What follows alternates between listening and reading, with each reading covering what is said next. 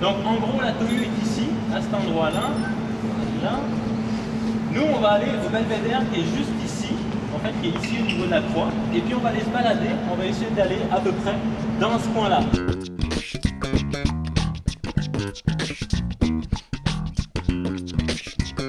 Et nous on est allé dehors, on a pu visiter un peu la place où il était l'enfilement et le dépotoir. Qu'est-ce que vous regardez? Des habitats d'animaux, des nids d'oiseaux. En Charente. Il s'est transformé ce site-là en site d'enfouissement. Mais un grand site d'enfouissement. Tout le site, ça fait 200 hectares, donc 200 terrains de soccer. Je ne sais pas si vous imaginez la taille, mais c'est extrêmement grand. 2 km sur 1 km.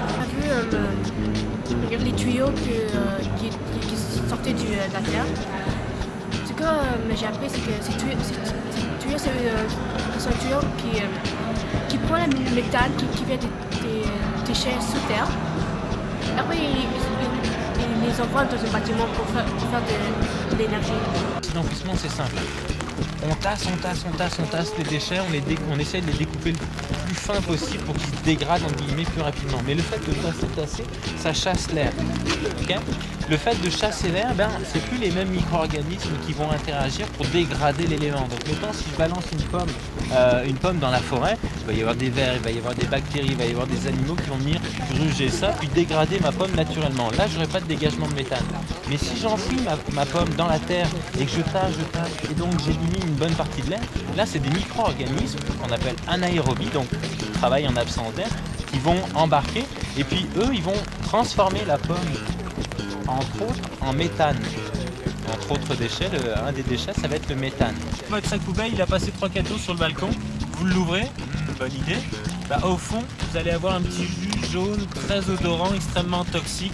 C'est du jus de poubelle, ça s'appelle le lixivier. En fait, c'est toute l'eau que vous avez dans vos aliments, dans vos matières organiques qui vont se déposer au fond du sac et au passage qui vont prendre toutes les mauvaises odeurs, toutes les couleurs et tous les produits toxiques de vos déchets. On a le même phénomène mais sur 70 mètres de profondeur et avec 40 millions de tonnes de déchets.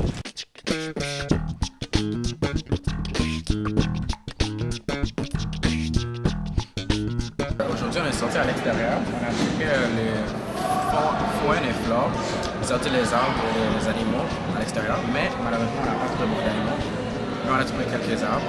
Et par-dessus ces toiles de géotextile, on a rajouté encore de la terre et puis du compost. Et sur ce compost-là, on va planter tous les végétaux, on va planter tous les arbres. On a déjà commencé là, sur cette partie-là. Ça a été la zone de test en fait pour différents recouvrements. Cette partie-là.